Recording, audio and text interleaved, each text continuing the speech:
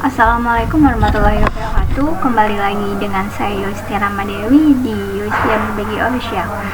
Jadi di sini saya mau menjelaskan bagaimana cara membuat RPL daring. Gimana caranya? Langsung aja. Kita buka filenya dulu.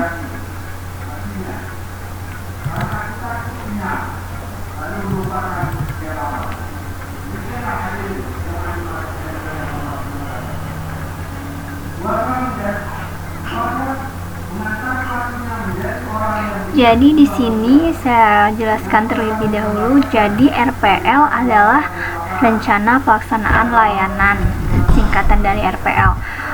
Jadi RPL ini dilakukan oleh guru bimbingan dan konseling ataupun yang ada di jurusan bimbingan dan konseling.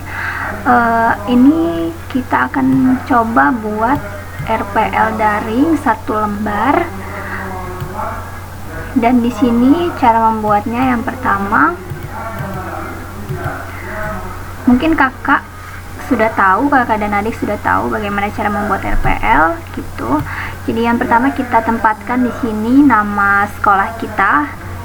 Saya contohkan dengan saya sendiri. Jadi di sini saya sekolah di Sekolah Menengah Pertama Negeri 2 Palas. Jadi saya tulis di sini, kemudian logonya di sini. Dan bisa juga di sini dikasih logo konselor gitu ya. Dan di sini alamat beserta kode posnya. Lalu tinggal kita tulis rencana RPL seperti ini. Saya zoom. Kemudian di sini kita pakai komponennya layanan dasar. Karena ini contoh RPL-nya bimbingan klasikal, saya pakai layanan dasar. Kemudian bidang layanannya di sini ada pribadi. Jadi bidang layanannya mungkin kakak dan adik sudah tahu, ada bidang pribadi, sosial, karir, ataupun belajar. Kemudian di sini topik tema layanannya, di sini cara mencegah penyebaran dan penularannya. Jadi di sini kakak dan adik bisa memberikan materi sesuai dengan kebutuhan siswanya yang ada di sekolah. Misalkan contohnya siswa tersebut di masa COVID ini membutuhkan materi yang berhubungan dengan COVID gitu misalkan ya.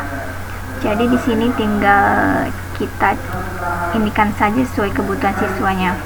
Tapi saya mau mencontohkan di tetap semangat di belajar di masa pandemi. Karena menurut saya ini sangat penting untuk siswa pada masa pembelajaran daring ini. Di sini kakak dan adik bisa lihat, karena kita menggunakan RPL dengan layanan belajar. Seperti yang sudah saya jelaskan tadi, bidang layanan itu ada bidang pribadi, sosial, belajar, dan karir gitu. Jadi tergantung kakak dan adik mau menjelaskan yang mana sesuai dengan kebutuhan siswanya. Dan di sini saya akan menjelaskan mengenai tetap semangat belajar di masa pandemi. Di sini kelasnya saya kasih kelas 7 di semester genap. Kenapa saya kasih kelas 7? Karena saya mengampu kelas 7 di sini, jadi saya tulis 7 di semester genap. Nah, jika kakak dan adik mengajarnya kelas 8 ataupun kelas 9 di semester ganjil atau genap, tinggal menyesuaikan saja. Kemudian genap atau ganjil kelas berapapun itu bisa saja tergantung dari kakak dan adik yang ingin membuat RPL-nya. Kemudian di sini ada alokasi waktu. Di sini alokasi waktunya 2 kali 45 menit atau menyesuaikan. Jadi sebenarnya tergantung dari kitanya, karena kan ada guru BK yang tidak bisa masuk ke kelas gitu. Ada yang tidak dapat jam pelajaran, ada juga yang dapat jam pelajaran, ada yang hanya 1 jam maupun 2 jam dan lain sebagainya gitu. Terkadang juga ada yang tidak mendapat jam, jadi mengisi jam kosong yang ada di sekolah tersebut gitu. Sebenarnya memang BK itu syaratnya itu 2 jam ya kakak dan adik sebenarnya, tetapi kita mengikuti dari ketentuan dari pihak sekolah juga diizinkan masuk atau tidak. Kalau saya sendiri sebenarnya 1 jam pelajaran itu untuk BK gitu. Per minggunya itu 1 kelas 1 jam gitu. Jadi tiap minggu masuk kelas gitu.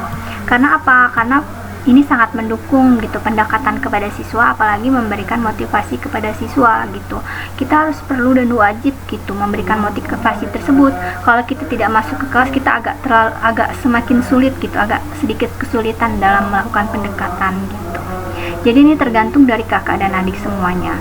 Karena guru BK itu kan memang mengampu, satu guru BK mengampu 151 siswa, 150. Kalau saya mengampu 160 bahkan lebih gitu ya, lebih dari 160.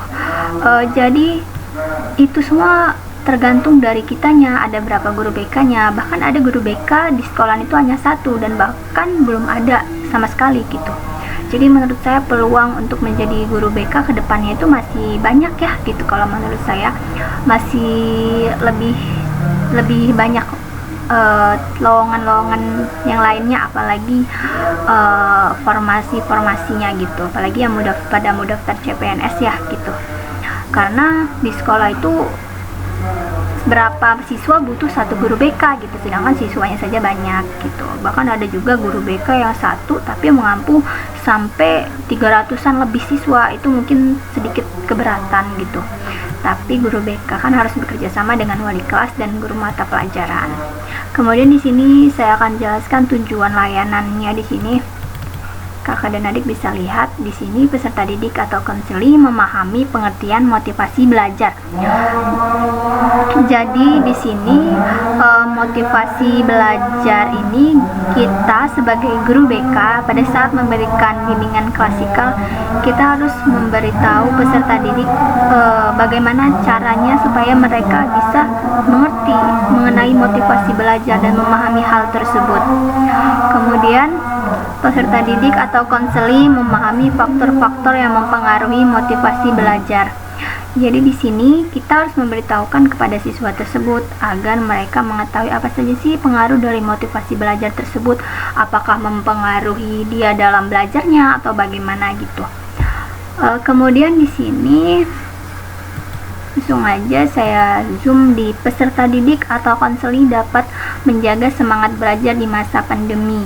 Jadi di sini peserta didik, gimana kita sebagai seorang guru BK memberikan semangat belajar di masa pandemi, karena mungkin ya kakak dan adik banyak sekali siswa yang merasa jenuh pada saat pembelajaran daring, seperti hanya di grup memberikan tugas setiap harinya gitu. Sedangkan kan anak remaja zaman sekarang ini dia butuh kayak pembelajaran yang asik gitu kan, menurut dia tidak membosankan gitu. Tapi mau dikatakan seperti apa, kita juga tidak mau ya hal ini sebenarnya terjadi, cuman kita doakan aja semoga situasi ini membaik gitu.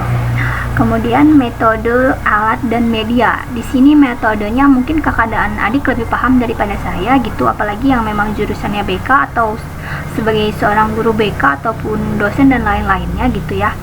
Jadi di sini metodenya ada ceramah, curah pendapat, dan tanya jawab secara daring atau online. Nah, di sini seperti pengalaman yang saya dapatkan gitu, mungkin kakak dan adik juga merasakan. Jadi di sini tanya jawab secara daring ini bisa kita lakukan via online seperti di grup WA gitu ya. Jadi kita bisa, karena ini posisinya COVID, kita tidak mungkin masuk ke dalam kelas gitu. Tetapi kita bisa melakukan bimbingan klasikal ini juga di kelas gitu.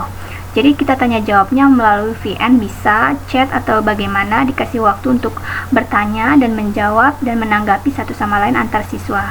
Jadi guru BK juga harus memiliki grup gitu. Kalau di sekolah yang saya kerja, jadi di situ saya punya grup gitu, misalkan dari kelas 7 online, kelas 8 online, kelas 9 online. Jadi dari kelas 7 dan kelas 8 dan kelas 9 itu memberikan semua tugasnya kemudian sesuai dengan jadwalnya. Tetapi ada grup tersendiri seperti grup mapel BK. Jadi pada saat pembelajaran BK, bagaimana BK memberikan tugas atau hanya guru yang lain saja? Nah, BK dalam kondisi COVID ini bukan berarti bisa dikatakan menganggur gitu ya, karena tidak ada kerjaan gitu ya. Malah posisinya COVID ini banyak sekali muncul permasalahan-permasalahan atau siswa yang butuh bantuannya kita gitu sebagai guru BK gitu. Jadi mereka mengerjakan tugas BK yang kita berikan, lalu mengirim tugas tersebut ke grup Mapel BK sesuai dengan grup dan kelasnya gitu.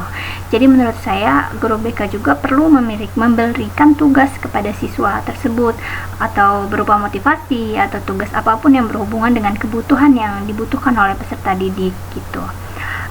Sama halnya seperti motivasi belajar. Jadi kita memberikan tugas mengenai motivasi belajar atau pengaruh games online atau penggunaan smartphone di kalangan remaja dan lain sebagainya gitu. Kemudian di sini saya juga akan menjelaskan mengenai alat atau media. Seperti yang sudah saya jelaskan, aplikasi Google Meet atau Zoom atau yang lainnya dan PowerPoint, video atau lainnya.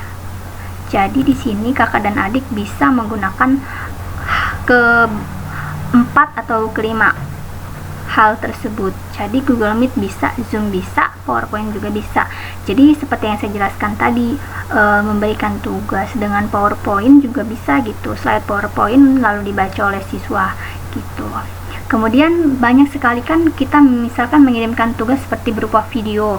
Mungkin anak-anak peserta didik kita tidak melihat videonya gitu atau hanya men-skipnya dan tidak melihatnya gitu. Jadi caranya bagaimana? Yaitu kita sebagai guru BK harus lebih ini lagi daripada siswanya ya kak. Jadi misalkan kita suruh dia mengerjakan atau mengambil apa saja yang dia dapat dari video tersebut, itu juga bisa gitu. Kemudian karena guru BK itu kan tidak memberi nilai seperti guru mapel yang lainnya. Kalau guru mapel kan memberi nilai, tetapi kita yang memberikan motivasi kepada siswa tersebut agar memperoleh nilai yang baik gitu. Kalau kita menilaikan spiritual dan lain sebagainya gitu ya. Lalu di sini guru BK mempersilahkan peserta didik untuk mengikuti instruksi dari guru BK. Instruksi dari guru BK di sini.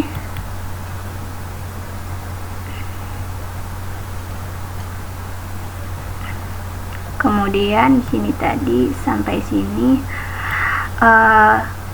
langkah awal guru BK memberikan informasi layanan kepada peserta melalui grup WA atau media sosial seperti yang saya jelaskan tadi melalui WhatsApp. Kemudian guru BK mempersilahkan peserta didik untuk mengikuti instruksi dari guru BK untuk masuk ke dalam link media yang telah ditentukan atau grup WA.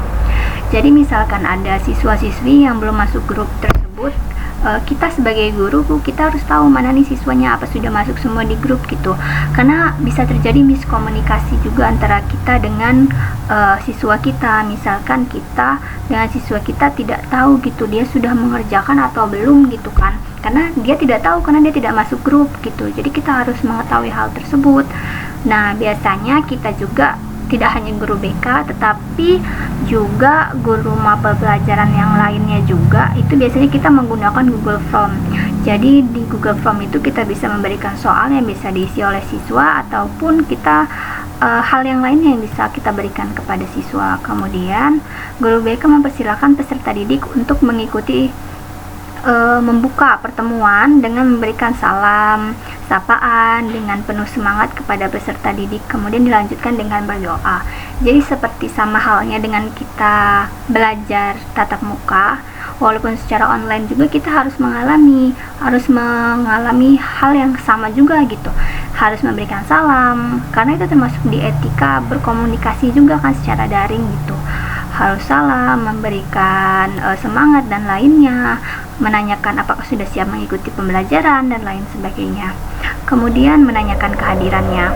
Kemudian guru BK membina hubungan baik dengan peserta didik serta membuat suasana kegiatan secara online menjadi lebih semangat, bisa dengan tes suara atau ice breaking yang sederhana.